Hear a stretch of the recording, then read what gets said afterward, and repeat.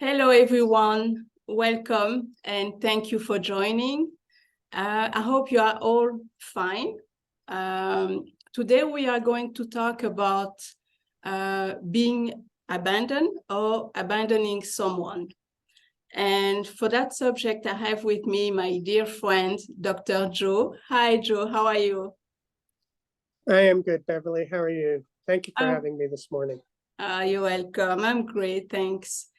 Yes, abandonment is really a big deal. I think a lot of people who has been abandoned, usually it comes from the childhood or as a teenager, and they think actually that they forget about it and they fine until when they have friends around them, they getting married or they have kids. That's when the trauma coming back. And sometimes I met some people in that situation, and they try actually to control the people around them because they want to keep actually them closer. And especially today with everything we are going through, the truth that is happening, people are starting to lose some friends, to feel alone. And I would like to ask you, when someone come to you, how do you advise the people who feel actually abandoned? Well, it's an interesting question.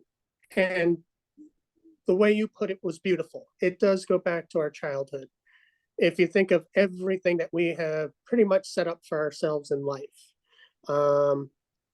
everything from the moment we're born until about the age of 7 sets the stage for where we're going to go in life, how we're going to perceive each interaction that we deal with.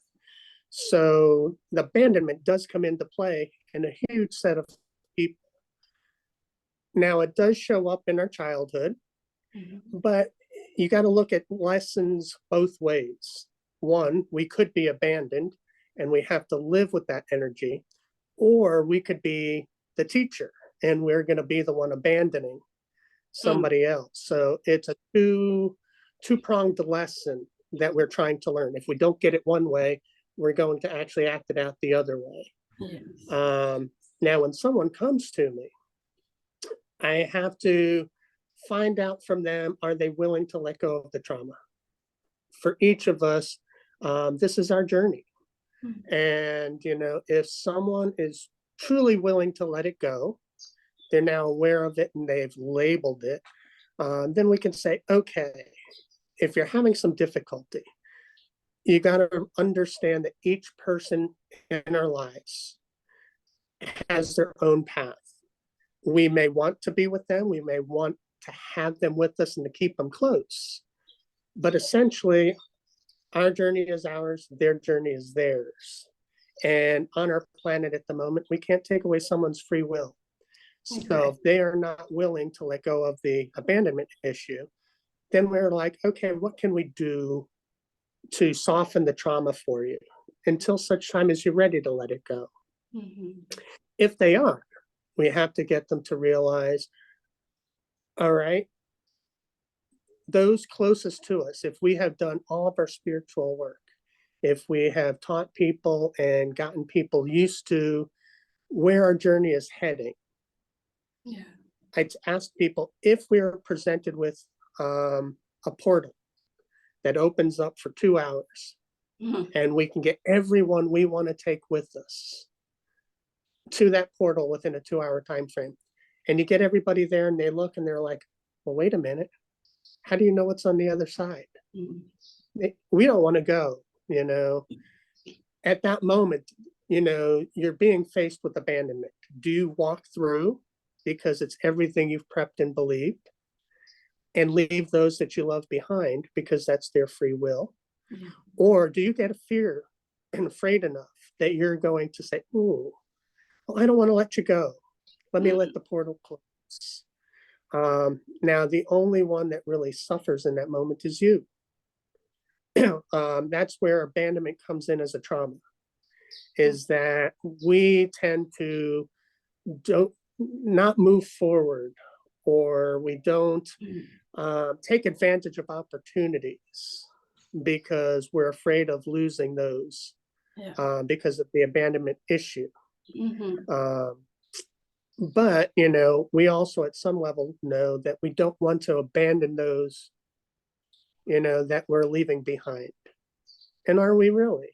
No, because it's their journey. Yeah. Will they miss us? It's like going on a business trip. Yeah. So we may return at some point. But, we still have to make the decision to go. Exactly. And I think that's a little bit difficult for people to really understand, that, okay, if I leave, who's going to take care of that person? And so it's kind of,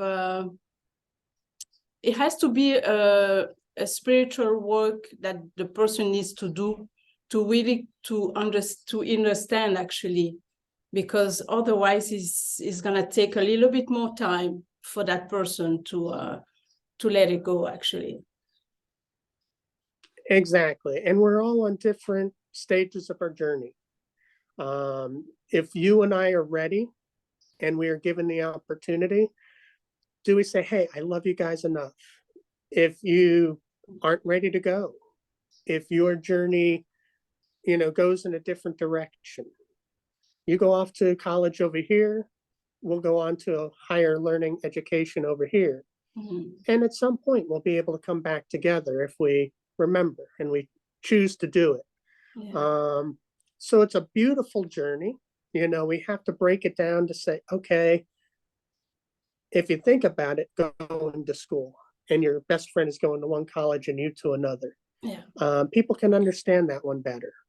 And then it doesn't really become abandonment as much as it is a longing for each other because now you're no longer as close as you were. But it does take people a little bit of coaxing if they're ready to say, oh, are you willing? What do we need to give you or to provide so that it isn't a loss, so that you are not really recognizing this as abandonment on either side. Yeah. Humans have the beauty of compassion and empathy. We grow up in a family, and whether we really get along or not, over time, we get together for the holidays, we get together for trips, vacations, if you can have one. Yeah. And it's those people who focus on themselves to say, oh, let me focus on my inner work, my inner development, that you look like the black sheep, that your family, your friends look at you like there's something totally wrong with you. Yeah. And then you can question, okay, the ultimate abandonment is for those of us who come here knowing that there is something larger. Yeah. Has God abandoned us? So many people turn around and say, I don't even get help from God. I've prayed, I've asked, and did I do something wrong? And we're led to believe from the time we're young that if we don't listen to our adults in our lives, if we don't listen to those who should know better, that we've done something wrong to upset them. And if they leave, then it's our fault. Yeah. That's have a huge impact in someone's life. Absolutely. If there's one person in your life that you trusted, that you could confide in, and all of a sudden, we can take 2020. So many people had to watch their loved ones die from a distance, make their transition because we weren't allowed to go visit them. Yeah. Did we do something wrong? No. Our loved one abandoned us, or we abandoned them because we weren't allowed to be at their bedside. And so it's a trauma that each one of us has to undergo. But it's one like we talked about the last time. Do we have to carry the trauma with us? Or do we recognize that it is a stepping stone to growth? And the moment that people can recognize, oh, okay, this is just a stepping stone. then it becomes easier to begin to let the trauma go, because now the lessons are being learned from your perspective.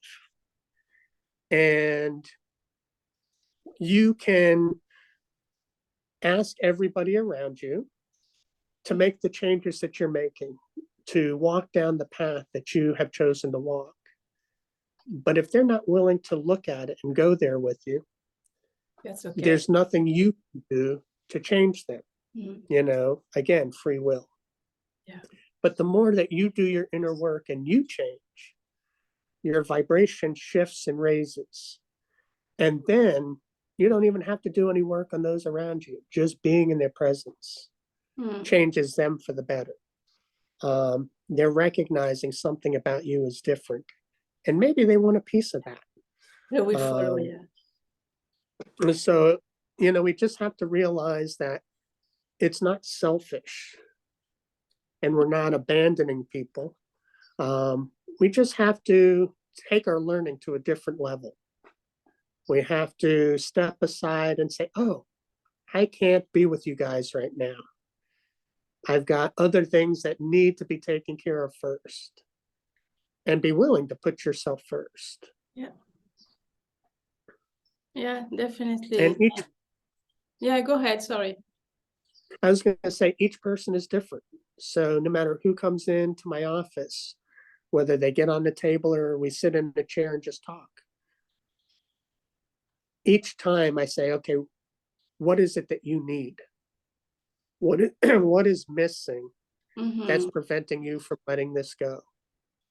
And give them the opportunity to give you the answer. And then love them enough to say, hey, you're copping out. You're taking the easy way out. Yeah. Give me the answer. First thing that comes to your mind when you think about someone abandoning you.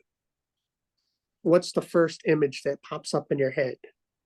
And that's typically the piece that we're missing. Something that we didn't receive as a child. Yeah. Is it possible that the person who feel that abandoned, is it because of she feels that without that person she cannot go you know, like do her own things? Is it possible? It is possible, you know, and in that stage, and if someone were to ask me that question, like you just did, at that stage, it becomes, okay, well, what do we need to give you to reclaim your power? Okay. Because in the abandonment process, if you cannot live with this without this person, why do they hold such a power over you that you can no longer function or move forward? And again, it's the freezing process. You know, we hesitate to do something that would benefit us hugely because we're afraid of what it's going to look like, or we're going to be losing out on this person's presence. Yeah. You know, it goes for kids and our siblings. You know, do we leave on a journey because it's something in our heart that we know we have to do and want to do, and leave those we love behind? Or do we give up on everything?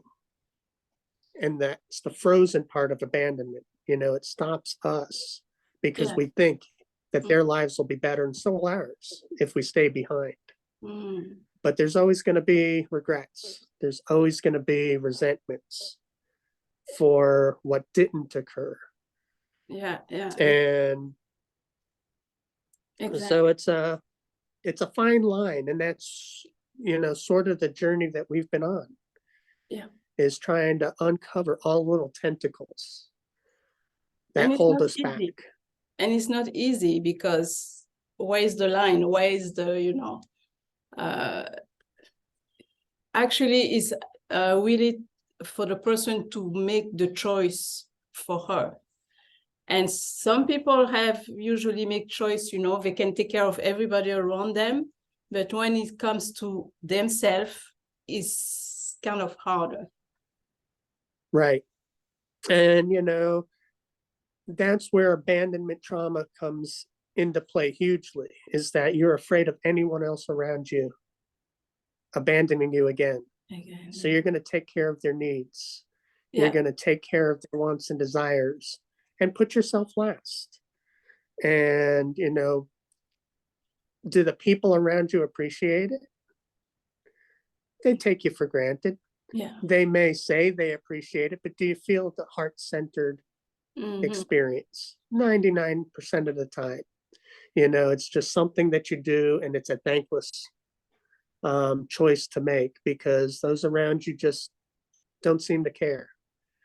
Yeah, But they do their own business. They go on right, their own business. Exactly. And they do what they want because now they don't have to worry about the details. You've got the details covered. And for you, you're like, really? You're going off? I had someone turn around and say that they cooked 3 meals a day for 14 people in the family because they love to cook. But after everyone ate, they went out on the beach and they were playing. And she was the one left behind, cleaning up everything and preparing for the next meal. Yeah. And she was like, wow, everyone abandoned me. I was left behind. I'm like, okay, yes, but who allowed it? Yeah. And she was like, well, I guess I did. I'm like, okay, so what do we need to do to get you to be as important as they are? To say, hey, either help me so that this can get done and we can all go out, or just leave the dirty dishes behind and take that step and go out and enjoy the family and enjoy the fun, and then worry about what's left behind later. Because dishes are a lot better than you feeling the resentment and frustration and anger stewing inside. Exactly, because then there is a lot of emotion that come, like you say, resentment, and also controlling. Because I know some people now, to make sure that they're not abandoned, they control, where are you going? When are you coming back? You see that kind of reflection, which is it can be dangerous in certain way, I would say, especially when you have family, you have a wife, husband, kids. You want to know every step because you are afraid that the person will go and not coming back. But absolutely, I found it really sad in a way because that person may not know that he have issue with the abandonment. Right. And they think it's their lot in life. Yeah. They think it's their responsibility to keep the family together, to protect. Yeah.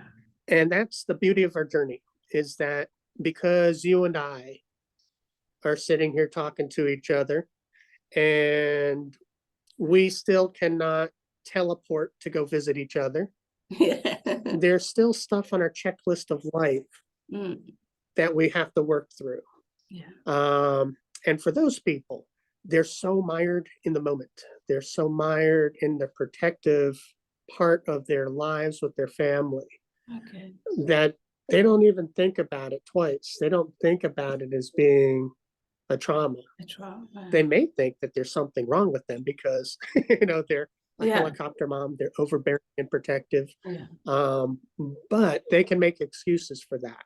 And it's not until you kind of get into this on a regular basis or make the commitment to say, oh, I want to make myself better. I'm tired of living like this. That, you and I can sit down and talk to somebody and start getting them to look at, oh, wow, here are different beliefs, different ways of doing things or approaches to life that really aren't in our best interest. And when we recognize that they're just programs or beliefs that our family has provided to us, it's the way things always have been done. Yeah. We begin to look in a different perspective to say, oh, wow, everything that I've been doing is because my family did it that way. It's not because of something that I really want to do. How do we clear this? You know, how do we recognize when it's lessons? And whether it's abandonment or any other trauma, anytime our universe goes out of peace, serenity, there is a lesson being presented to us. It's just a matter of figuring out what was it that the person that we were with said or did, or if we were watching or even listening to something on the TV, what was playing at that moment that triggered that unease. And the uneasiness is giving us a signal to say, oh, wow, this isn't right. This is part of your checklist. If we can heal this, if we can begin to work our way through it and let the patterns go, then life becomes so much more expansive and so much more fun and enjoyable for us. Yeah. So it's more like a therapy that you are doing. There is no like energy healing or something like that, just therapy. The larger part of everything that occurs. Now, my previous client is a mixture of physical. So we get in and we unlock the patterns that have been frozen within them. And then we talk about what's showing up. In her 70s, she's really amazing that she's willing to recognize and make the changes to say, wow, there are lessons that I need to learn. There are traumas that I can let go of that can make my life better. So a lot of times we'll sit and we'll talk. And it is just talk therapy for a little bit. But when she's ready to get down to it, get her on the table, we stir things up in the physical realm. And then, like we talked about before, I can actually tap into your subconscious and say, okay, let's let this pattern go. Oh, if you need the permission, giving yourself permission to be free, to be happy, to enjoy what everyone else is doing, we can download that into their subconscious. Now, I know after our last meeting, SUP was amazing and found different videos on EMDR therapy that each one of us can do to say, oh, let's help reprogram and let go of the traumas. So there's a variety of different ways we can do it. But, you know, it really is right now getting people aware that these patterns exist, that there's something different that can be offered, and that they don't have to actually continue down the path they're still on.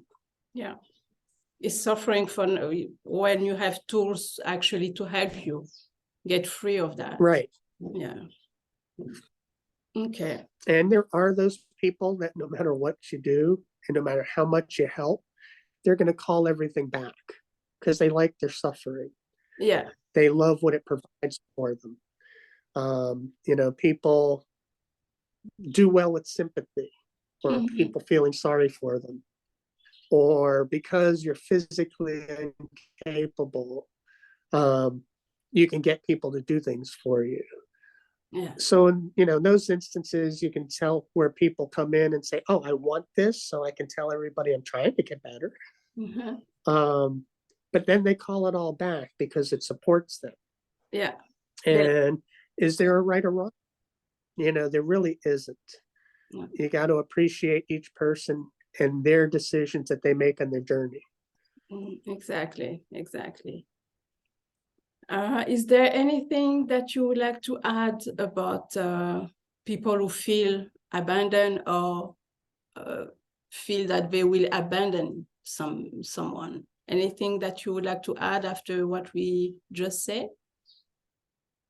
With everything that we've been talking about, especially at the time frame that we're in, there's so much growth, so much raising of the vibration of our planet. Everybody is being forced to look at their stuff. You know, if they haven't done any work, things are bubbling to the surface and life seems to be chaotic. And, you know, we can see that everybody blaming everyone else around them for everything that's going on. just give yourself permission to put yourself first. The other day, I had to convince somebody who I'd been seeing for 26 years for a variety of different reasons. Mhm.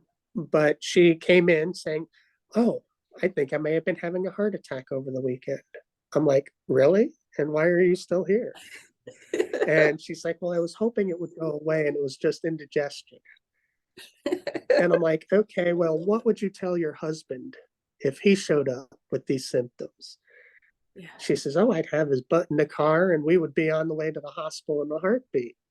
I'm like, "Okay, so can you give yourself permission, to do the same thing for yourself that you would do for your husband and go get checked out?" And she says, "Well, what would you suggest?"